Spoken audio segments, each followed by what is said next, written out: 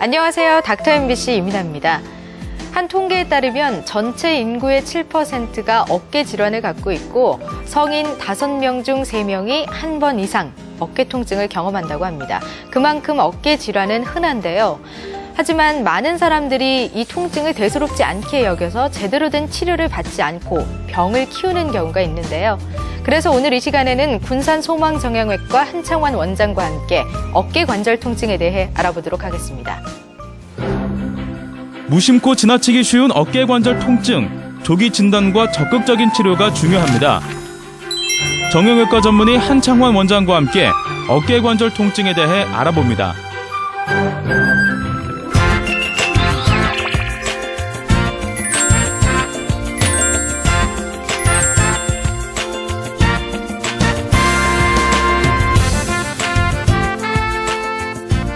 원장님 안녕하세요. 네, 안녕하세요. 반갑습니다. 반갑습니다. 네. 오늘 어깨 관절 통증에 대해서 이야기를 할 텐데요. 네. 먼저 어깨가 어떻게 구성되어 있는지 설명을 부탁드릴게요. 네. 어깨에는 그 상완골이라는 골이 있는데요. 여기에 머리 부분하고 네. 견갑골의 관절와 부분이 만나는 부분입니다. 여기에는 이제 우리가 무거운 물건을 들 때 사용하는 이두박근도 있고 네. 어깨 관절을 돌릴 때 사용하는 회전근이 있는데 어깨 관절은 잘 알다시피 이렇게 운동 범위가 굉장히 많습니다. 그래서 우리가 공을 던진다든지 무거운 물건을 이렇게 운반한다든지 또는 여기서 새가 날개를 이용해서 날 수 있는 그런 기관이기도 합니다. 주변에서 네. 어깨 통증을 호소하는 분들을 쉽게 볼 수 있는데요. 네. 그런 분들은 왜 네. 생기는 건가요? 어깨가 아프고 어깨를 잘 움직일 수 없는 질환은 여러 가지가 많습니다. 네네. 네, 그중에서도 근데 가장 많은 것은 우리가 흔히 오십견으로 알게 되는 동결견 또는 유착성 견관절염이 어깨 통증의 가장 흔한 원인 중에 하나가 되겠습니다. 그러면 네. 50견은 원래 동결견이라고 부르는 건가요? 네, 그렇습니다. 네. 그 동결견의 원인은 그럼 네. 뭔가요?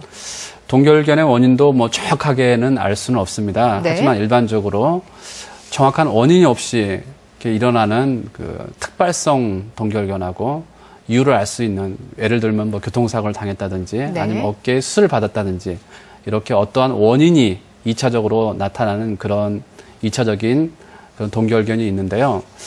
원인이 없이 다치거나 교통사고가 이런 게 없이 일어나는 특발성 동결관절은 정확한 원인을 모르나 요새는 염증성 물질하고 이거에 의한 어깨가 굳어가는 섬유화 물질로 설명을 하고 있습니다. 어깨 동결견 환자를 이제 수술을 하다 보면은 네. 활액막이 굉장히 비우되어 있습니다. 그래서 저희가 이 비우된 조직을 가지고서는 검사를 한번 해봤습니다. 이 비유가 되려면은 그 혈관이 증식되려면은 혈관 내피 성장 인자라는 그런 인자가 있는데 네.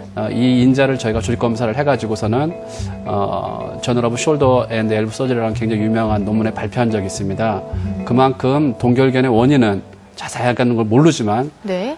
그 말은 여러 가지 원인이 있다고 이렇게 말씀드릴 수가 있겠습니다. 그러니까 말씀해 주신 것 중에 대체로 네. 그러니까 혈관이 비유됐다는 건 좀 부었다라고 네. 생각을 하면 네. 될까요? 네. 부어서 어깨에 통증이 있다라고 생각을 하면 되겠군요. 네. 그럼 얼마나 많은 사람들이 동결견을 앓고 있을까요? 동결견의 정확한 정의는 이제 의학적으로 이렇게 옆으로 올리는 것을 한 110도까지 못 올리고 보통 다 올려야 됩니다. 네. 또 앞으로 이게 다 160도까지 올려야 되는데 한 140도까지 올리는 것을 기준으로 할 때요. 전체 인구, 100명 중에서 한 3분 정도가 동결견을 앓고 있고 또 특히 당뇨병 환자에서 동결견이 많은데요. 당뇨병 환자 한 100명에 한 35명 정도가 동결견을 앓고 있습니다. 보통 한 40대에서 70대 정도 앓고 있는데 남자에서는 한 55세, 여자에서는 한 52세 정도가 나타나고 남자보다는 여자에서 좀 많이 발생하는 경향이 있습니다. 네. 아무래도 어깨 통증 때문에 이렇게 네. 팔을 제대로 못 움직이시고 그러면 네. 그러니까 뭔가 일상생활에 불편이 있을 것 같은데요. 네, 불편이 있죠. 네. 이런 동결견은 그러면 네. 초기부터 이제 심해질 때까지 어떻게 진행이 되나요? 네, 좋은 질문인 것 같습니다. 네. 동결견은 크게 이제 3가지 단계를 거치게 되겠습니다. 통증이 심해지는 동통기, 그다음에 어깨 관절이 굳어가는 동결기, 그다음에 이 병이 나아가는 해리기로 나눌 수가 있습니다. 우리가 겨울에 대해서 이제 얼음이 얼으려면은 날씨가 갑자기 추워질 때 이제 얼음이 얼잖아요. 네, 그래서 네. 사람들이 가을에서 겨울로 갈 때 갑자기 추워질 때 갑자기 추워진다는 걸 느껴지잖아요. 네. 마찬가지로 이 동결견도 제일 처음에는 통증이 굉장히 많이 심해집니다. 그래서 통증이 굉장히 심해지는데 이 통증으로 인해서 밤에 잠을 잘 이룰 수가 없습니다. 그리고 또 아픈 쪽으로 이렇게 누워 있을 수가 없고 네. 또 이 통증으로 인하여서 어깨를 잘 움직이지 못하기 때문에 어깨를 이렇게 몸에다가 붙여놓고 이렇게 다니게 되겠습니다. 이러한 시기가 보통 2달에서 많게는 한 9개월까지 이 증상이 지속되겠습니다. 예. 그리고 이제 본격적으로 어깨가 굳어가는 동결기는 보통 한 3개월에서 12개월 동안 정도 지속되는데요. 우리가 한 겨울에는 아무리 추워도 제일 처음에 가을에서 겨울에 올라오는 그런 추위를 조금 느끼지를 못하잖아요. 워낙 예. 추우니까 옷을 예, 따뜻하게 예. 입고 다니니까. 네. 마찬가지로 이 동결기 때는 아무리 통증이 있다 하더라도 환자분이 느끼는 통증은 제일 처음에 느끼는 동통기보다는 좀 적어지게 되겠습니다. 네. 하지만 어깨는 더 많이 굳어지게 되겠습니다. 하지만 이 병은 잘 알려진다시피 이제 해리기, 그러니까 이 굳어진 관절이 나아지는 시기가 오게 되는데 이때는 통통과 그다음에 어깨 관절에 굳어지는 것도 서서히 풀리는 이런 시기가 되겠습니다. 하지만 이게 몇 개월이 갈지 예. 또는 몇 년에 갈지는 정확하게 알려지지 않고 있습니다. 심한 사람은 6년에서 10년 정도 가는 그런 환자들도 보고되고 있습니다. 그러니까 아무래도 이렇게 네. 동통기가 왔을 때, 네. 그러니까 통증이 느껴졌을 때 검사를 통해서 정확히 확인을 해보는 게 중요할 것 같은데요. 네. 어떤 검사를 해야 될까요? 아까 그 말씀드렸다시피 이 동결견은 주로 당뇨 환자에서 많이 일어나게 되겠습니다. 네. 그래서 이렇게 어깨 관절이 굳어졌을 때는 혹시 당뇨병이 있는지, 반대로 이 당뇨를 모르던 분도 이 동결견을 통해 가지고서는 본인이 당뇨가 있다는 것도 알 수가 있습니다. 네. 또 드물게는 이 갑상선 질환 환자에 있어서도 어깨가 굳어가는 병이 오기 때문에 이 갑상선 질환을 같이 검사해 볼 필요가 있습니다.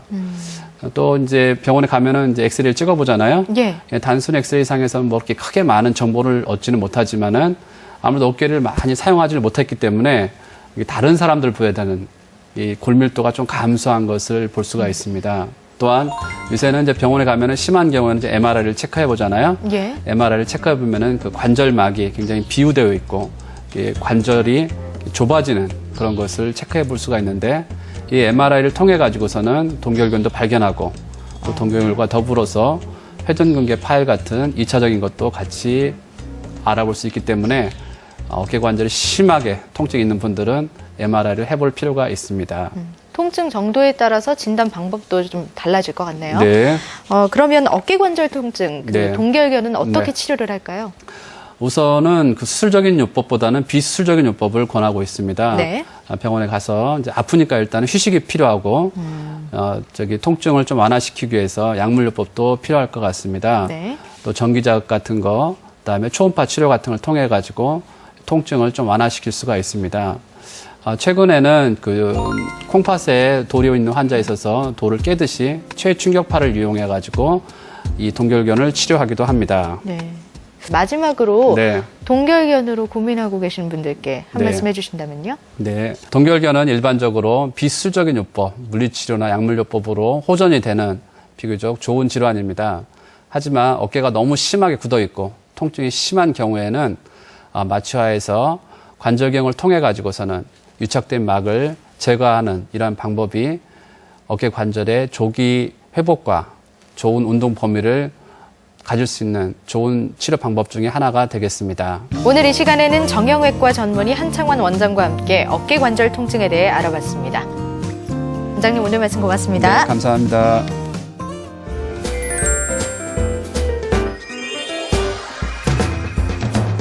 나이가 들어갈수록 노화가 진행되듯 우리 잇몸도 그렇습니다. 물론 꾸준히 관리를 한다면 건강한 잇몸을 유지할 수 있겠지만 잇몸에 신경을 쓰는 경우가 드물고 염증이 생기더라도 제때 치료를 하지 않고 방치하는 경우가 많은데요. 그래서 오늘 이 시간에는 충치보다 심각한 잇몸 질환이라는 주제로 미르치과병원 정회용 원장과 이야기 나눠보도록 하겠습니다.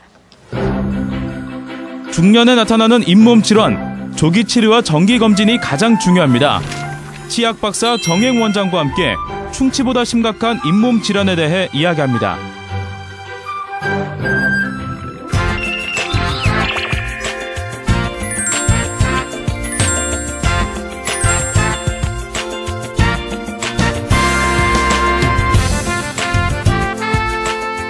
원장님 안녕하세요. 네, 안녕하세요. 제가 자료를 보니까요. 보건복지부 자료에 따르면 우리나라 성인 10명 중 9명이 잇몸 질환을 경험한 적이 있고 그리고 7명은 현재 잇몸 질환을 앓고 있는 걸로 나타났더라고요. 네. 유독 그중에서도 40, 50대 남성들이 잇몸 질환을 겪는 경우가 많았는데 왜 그런 건가요?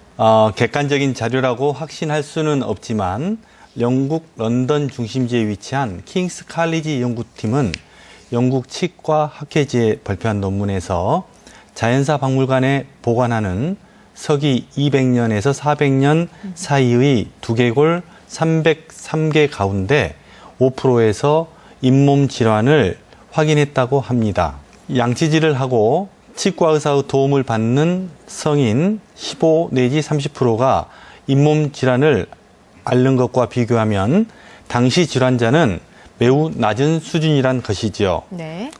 오늘날 많은 사람들이 심하지 않은 잇몸 질환을 앓는 현실 속에서 흡연, 당뇨병, 특히 남성들은 직장 생활에서 받는 스트레스로 인한 비정상적인 습관, 예를 들어서 잠을 잘 때 이를 심하게 간다든지 네. 일할 때 나도 모르게 이를 꽉 깨문다든지 또는 음식물을 너무 강하게 씹는 습관이나 대인 관계나 스트레스 해소 일환으로 빈번하고 과도한 음주 습관과 거기에다 치아 건강 관리에 대한 무관심 등으로 인해 심각한 잇몸 질환을 앓을 가능성이 크다고 볼 수 있습니다. 실제 임상 사진을 보면 좌측의 경우는 굉장히 바쁘게 생활하는 전문 직업을 가진 40대 후반의 남성 환자인데요. 네. 우측의 건강한 잇몸을 가진 분과 대조적이죠. 먼저 침착된 프라그와 치석이 보이고요.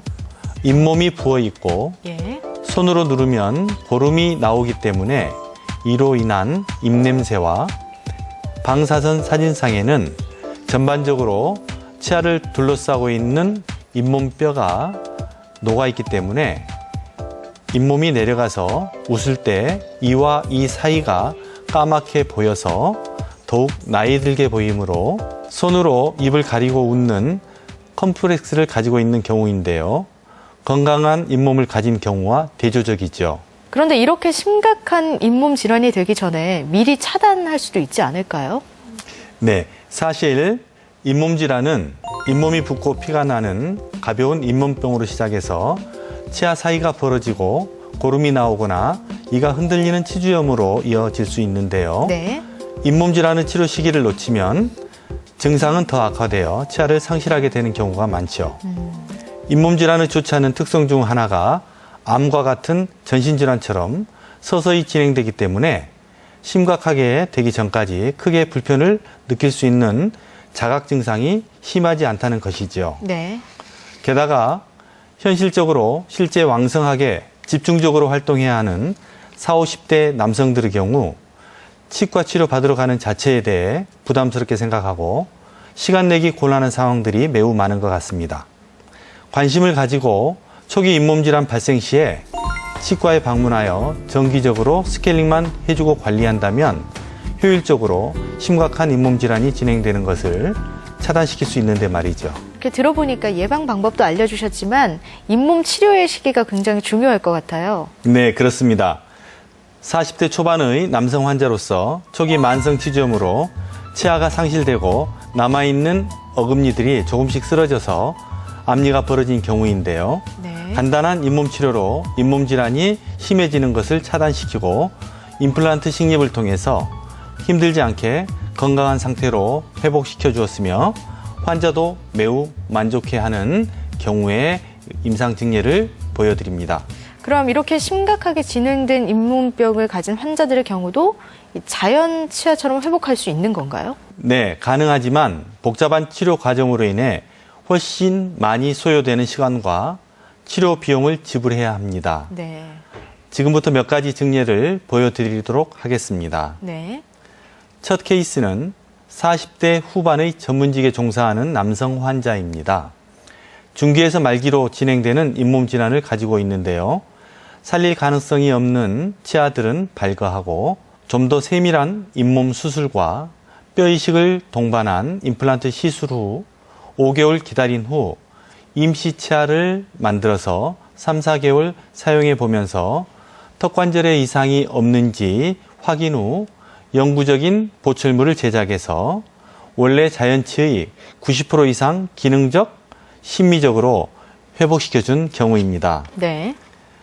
두 번째 케이스는 50대 후반의 남성 환자로서 이미 부분 틀니를 사용하였지만 추가적인 잇몸 질환으로 살릴 가능성이 없는 잔존치아들은 발치하고 위 어금니의 상악동에 뼈 이식을 동반한 임플란트 수술과 동시에 입 천장 쪽에 임시 임플란트를 식립하여 시술 후 6개월의 치유 기간 동안에 음식 섭취가 가능토록 해준 후 영구적인 보철물을 제작하여 자연치아처럼 회복해준 경우인데요.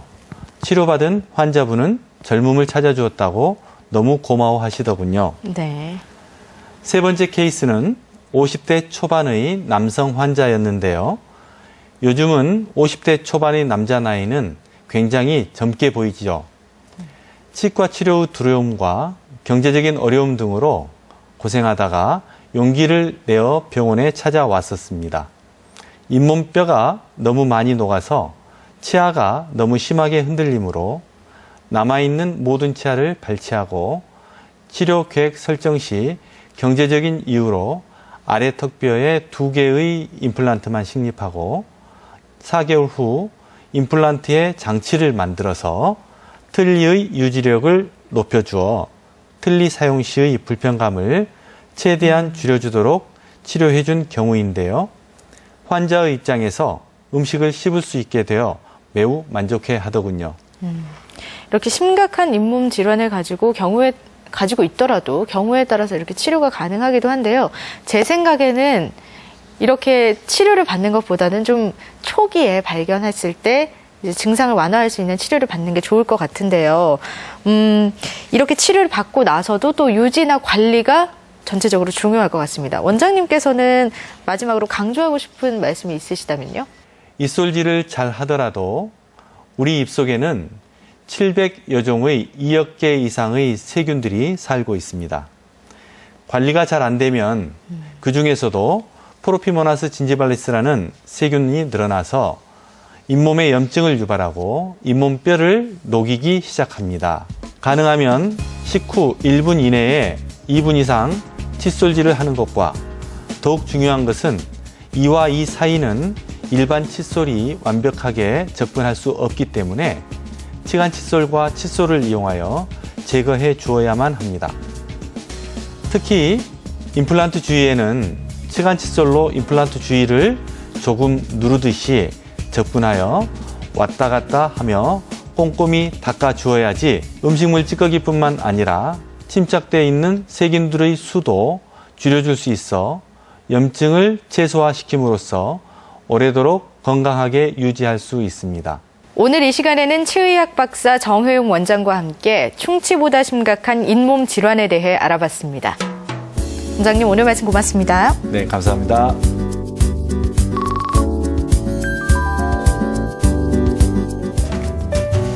잠이 보약이다라는 말 들어보셨죠? 잠은 지친 심신을 쉬게 해주고 에너지를 충전시켜주는데요. 그런데 최근에는 이 수면 장애와 불면증을 겪는 분들이 많아서 숙면에 도움이 되는 음식들이 소개되고 있다고 합니다.